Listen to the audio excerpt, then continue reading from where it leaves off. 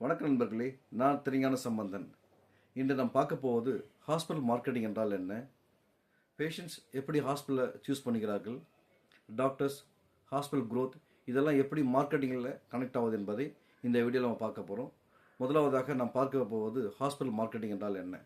Hospital marketing என்பது hospital service, facilities, doctors இவை அனைத்தும் சரியான மக்களுக்கு சரியான நேரத்தில் கொண்டு சேர்ப்பது. அதாவது ஒரு பேஷண்ட்டுக்கு சரியான ட்ரீட்மெண்ட் கிடைக்கக்கூடிய ஹாஸ்பிட்டல் ரீச் ஆக வைப்பதுதான் ஹாஸ்பிட்டல் மார்க்கெட்டிங். இந்த மார்க்கெட்டிங்னாலே விளம்பரம் நினைக்கிறார்கள், அது அல்ல. ஒரு பேஷண்ட்டுக்கு நம்பிக்கைத்தன்மை உருவாக்குவது, அந்த ஹாஸ்பிட்டல் பிராண்ட் இமேஜை கிரியேட் பண்ணுவது, டாக்டர்ஸ் ரெப்புடேஷனை டெவலப் பண்ணுவது, பேஷண்ட்டுடைய எக்ஸ்பீரியன்ஸை டெவலப் பண்ணுவது, இதெல்லாம் தான் ஹாஸ்பிட்டலுடைய மார்க்கெட்டிங். இந்த பேஸ் ஸ்ட்ராங்காக இருந்தால் ஆட்டோமேட்டிக்காக ஒரு ஹாஸ்பிட்டல் டெஃபினெட்லி டெவலப் ஆகிடும்.